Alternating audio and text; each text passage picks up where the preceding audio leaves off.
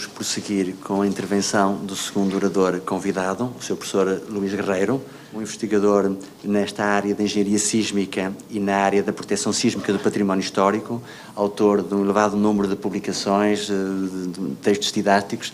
Passaria então a palavra ao Sr. Professor Luís Guerreiro, por favor. Muito obrigado. Boa tarde a todos. Antes de mais, queria agradecer o convite feito pelo José Vítor Coés para vir falar aqui na apresentação deste livro. Eu diria, não é só um livro, é um sistema, é mais do que um livro, é toda uma proposta muito completa acerca da qualificação dos intervenientes na reabilitação. Tenho também que lhe agradecer o facto de ter cingido a minha apresentação à reabilitação estrutural, porque é fácil de perceber que as áreas de intervenção na reabilitação são imensas e eu teria que confessar a minha ignorância em grande parte delas, porque uma das características desta atividade, e isso é algo que eu vou realçar, é exatamente a multidisciplinaridade dos intervenientes e nós temos que ter uma boa formação em cada uma dessas áreas e a minha resume-se mais à parte de reabilitação estrutural. O volume que apresentou e a apresentação faz uma listagem tão completa dos diversos intervenientes, das diversas áreas de intervenção, que ao ler eu fiquei, digamos, ciente daquilo que é a minha área de intervenção possível e percebi mais, ou fiquei com essa ideia mais definida, o grau e o número de intervenientes que têm que existir e que têm que ter formação adequada para fazer cada uma das suas atividades dentro destas atividades de reabilitação. Ora, além da introdução, a reabilitação tem vindo a ultrapassar a construção de edifícios novos, em termos de volume, isso tem sido recente. De acordo com os gráficos que apresentados, nomeadamente na obra, é interessante perceber que a reabilitação tem dado em clara ascensão, mesmo durante o período de crise, portanto, é uma atividade que está, e aliás, basta andar na rua para perceber isso, em algumas determinadas zonas. E outra coisa que é a reabilitação do edificado é uma atividade complexa. É uma atividade mais complexa do que a construção nova, pela sua própria natureza. Nós, na construção nova, dominamos muito mais os processos, porque, ao projetar, sabemos exatamente o objetivo que queremos atingir, com que meios. Quando se trata de uma obra de reabilitação, tem toda uma primeira parte, que é a identificação, perceber o que é que está envolvido, que tipo de estrutura é que materiais é que foram usados, a forma como a estrutura evoluiu no tempo nos seus materiais e, portanto, tudo isso é uma dificuldade acrescida e que nós temos de ter consciência desse processo. Portanto, uma das coisas que sempre devemos evitar é entrar num projeto de reabilitação, num processo de reabilitação, com uma mentalidade de que estamos a tratar com edifícios novos. Temos que ter a humildade de tentar perceber como a estrutura, a origem dela, como ela funciona, os materiais, a história da vida dela, digamos assim, porque estruturas com idênticos inícios tiveram percursos diferentes e, portanto, isso reflete-se na sua forma de se comportar e, portanto, isso é o que eu refiro aqui, obrigar uma fase prévia de recolha e análise de informação para que se possa entender, aqui o entender é no sentido mais lato, é tentar perceber e até depois poder modelar e poder tirar conclusões acerca do comportamento. Uma das grandes dificuldades e um dos desafios é os materiais e os processos construtivos são praticamente desconhecidos. Portanto, muitos das obras em edifícios antigos têm recurso a técnicas e a materiais que não são aqueles que normalmente são ensinados na universidade. Existem já algumas chegas, a própria universidade tem sido a adaptar a essa necessidade, mas é claro que ainda grande parte da formação é feita nos materiais tradicionais e nas soluções estruturais tradicionais. Basta ver, por vezes, com os nossos alunos, só o simples facto de passar do pilar viga para a parede resistente já é um salto qualitativo do ponto de vista estrutural complicado, nem sempre é fácil de entender, e isso é algo que temos que, digamos, acompanhar nas nossas escolas. A necessidade da regulamentação. Eu ponho aqui a necessidade da regulamentação por uma razão muito simples. Até agora, praticamente não havia regulamentação para intervenções de reabilitação. Começa a haver, em breve provavelmente será disponível e com caráter de norma, mas não existia.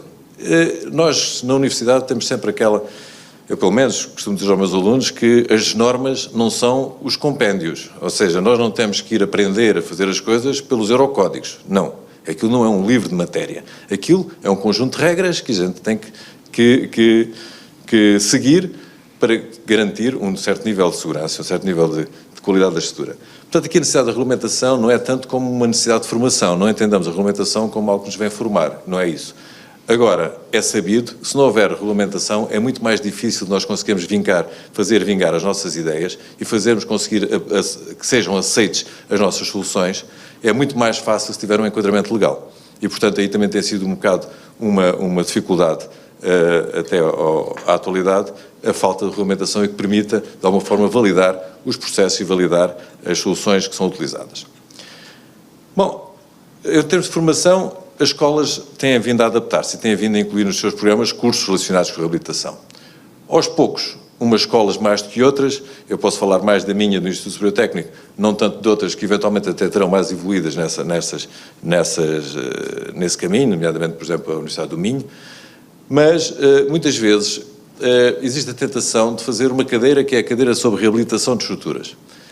A reabilitação de estruturas não pode ser uma cadeira só, porque eu não posso chegar lá e dizer, olha, agora reabilita-se um pavimento de madeira em 2 aulas. Não, porque os alunos não sabem o que é madeira do ponto de vista estrutural. Portanto, os alunos não sabem o que é, porque ainda não aprenderam, porque são matérias que também não são dadas. E, portanto, não só temos que introduzir a tal cadeira de reabilitação, mas temos que, a montante disso, dar formação em como é que são as alvenarias, o que são uma alvenaria resistente, uma alvenaria de pedra, o que é uma estrutura de madeira, como é que é a madeira. Porque nós ainda temos os nossos currículos muito centrados no betão e na estrutura metálica. Talvez isso seja depois o que se reflete na nossa intervenção de reabilitação, que é a tentação de introduzir aquilo que nós conhecemos, que são os elementos de betão armado e os elementos de estrutura metálica, porque esse nós dominamos minimamente. E, portanto, aqui também há alguma coisa que tem que ser feita ao nível da formação, no sentido de, nos seus currículos, conseguir introduzir mais essas matérias. Portanto, isso basicamente é o que eu queria falar acerca de formação. Bom, qualidade, aliás, estamos aqui a falar, é de qualidade. A qualidade de intervenção garante a durabilidade e eficácia. Isso é citado até no livro e completamente de acordo. No que toca à reabilitação estrutural, eu aqui faço uma separação. Quando falamos de reabilitação estrutural, estamos a falar da estrutura do esqueleto do edifício. Então, não estamos aqui a falar nem dos revestimentos, nem dos elementos que poderão ser secundários do ponto de vista estrutural. Eventualmente não são tão secundários do ponto de vista de outras necessidades do edifício. Mas, se a intervenção na reabilitação estrutural não for cuidada, não for feita convenientemente, isso nota-se. E agora aqui o problema é, nota-se ao fim de pouco tempo, se nós tivermos uma intervenção em que a estrutura não ficou com a rigidez suficiente e ficou algo deformável, começa a haver problemas de fendilhação nos revestimentos, nos rebocos, nas pinturas, haver problemas secundários. Muitas vezes isso também pode ser fruto de uma estrutura mal concebida e, portanto, temos um efeito imediato, digamos assim, que podemos, provavelmente, intervir e corrigir. Se falarmos de intervenções, por exemplo, no que toca à ação sísmica, isso pode ser mais grave, porque não se nota. Só se notará se houver um sismo. E quando houver um sismo, então isso já não é possível de fazer a recuperação. Portanto, já não vamos a tempo de emendar a mão. Portanto, a única forma de fazer é fazer com cuidado, com qualidade. E para fazer com qualidade, temos que fazer com pessoas que tenham conhecimentos e que saibam aplicar as técnicas necessárias para fazer essas intervenções. Bom, como a minha área é a área sísmica, eu não queria deixar de falar um pouco na reabilitação e reforço sísmico, que é um tema que me é caro.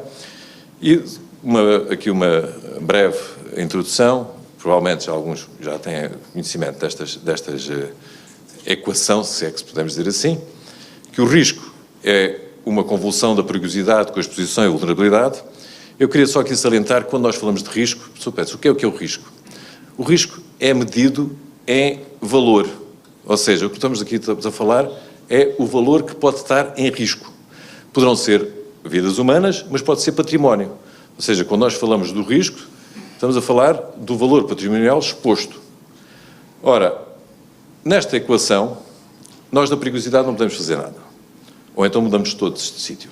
Mas, portanto, sabemos que houve grandes terremotos em Portugal, o sismo de 1755, Benavente, o sismo de 1909, mais recentemente em Lisboa e no Algarve, o sismo de 28 de fevereiro de 69, que tem ali imagens de cima, que as pessoas por vezes podem não pensar, mas aquilo é Lisboa, aquelas duas imagens de cima, a de baixo não, é no Algarve.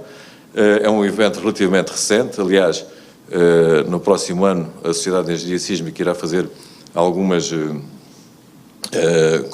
eventos comemorativos ou evocativos do sismo de 69, porque faz 50 anos, portanto é 28 de fevereiro de 2019, mas portanto a perigosidade é inevitável. Nós não conseguimos evitar, nós estamos numa zona que é relativamente sísmica. A exposição.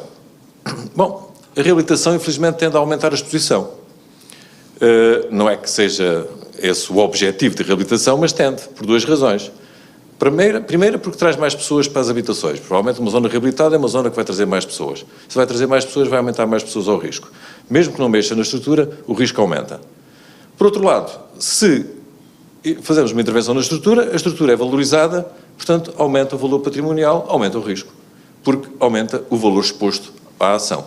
E, portanto, de uma forma ou de outra, a reabilitação será sempre responsável pelo aumento do risco.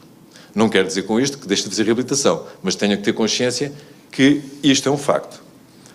A vulnerabilidade mede a forma como as estruturas podem reagir aos sismos. E aí, tanto maior será a vulnerabilidade, quanto maiores forem os danos que ocorrem em caso de um sismo. E o sismo pode ser graduado em vários níveis de intensidade. Ora, aqui a intervenção estrutural é importante, porque é a única ferramenta que nós temos para reduzir o risco. Ao contrário, pode parecer aqui um pouco ambígua a ideia, a gente reabilita, aumenta o risco pela exposição, certo?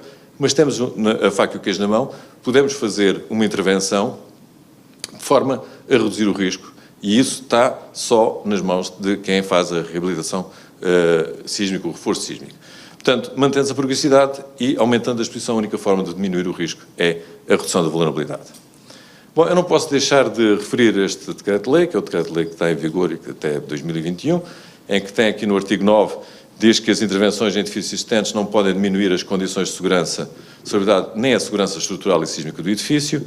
Isto é muito pouco, porque em termos práticos o que nós estamos a dizer é que não é necessário reabilitar do ponto de vista de segurança sísmica, basta não piorar o que está, porque dizem que não precisa de fazer mais, e aumenta legalmente o risco, porque, como já vimos, só o facto de reabilitar pela exposição aumenta o risco. E, portanto, por aí estamos legalmente a aumentar o risco sem poder, e cobertos pela lei. Eu estou confiante de que isto rapidamente será corrigido. Aliás, mesmo com esta regra, eu estou convencido que existem muitos bons donos de obra que se preocupam com o facto e fazem reabilitação sísmica, porque nós não somos obrigados a fazer menos, podemos fazer mais do que aquilo que a lei obriga. Portanto, acho que muitos, e infelizmente, fazem. Aqui só duas ou três slides com algumas técnicas de reforço sísmico. As técnicas, neste caso, são técnicas normalmente sofisticadas, são técnicas que obrigam quer engenheiros, quer aplicadores que sejam qualificados, daí, uma vez mais, a importância de ter um sistema de qualificação para que se possa qualificar os intervenientes nessas atividades. E não posso deixar, porque até é a minha área, apresentar aqui um caso recentemente apresentado numa palestra aqui em Lisboa, em que isto é um edifício que tem um valor patrimonial elevado, portanto, pode-se ver pelos interiores, e cuja proteção foi feita com o sistema de isolamento de base, como se pode ver na figura de cima do lado direito, e fazer uma intervenção destas dentro de um edifício destes só podia ser feita com pessoas altamente qualificadas. E, portanto, daí que se vê que a qualificação dos técnicos para fazer este tipo de intervenções tem que ser devidamente confirmada, digamos assim. Mais um outro tipo de soluções para reforço sísmico de edifícios. Esta, talvez mais fácil de aplicar, mas de qualquer maneira tem que ser devidamente estudada e aplicada. Ora, se um reforço sísmico mal executado pode ter consequências devastadoras. Isto é a fotografia é um bocado exagerada, eu assumo isso, mas pronto, mas é só mais uma daquelas, a gente gosta também, por vezes, de exagerar um pouco, não quero com isso deixar ninguém muito assustado. Com isto termino a minha apresentação e queria, mais uma vez, agradecer o convite para esta apresentação. Muito obrigado.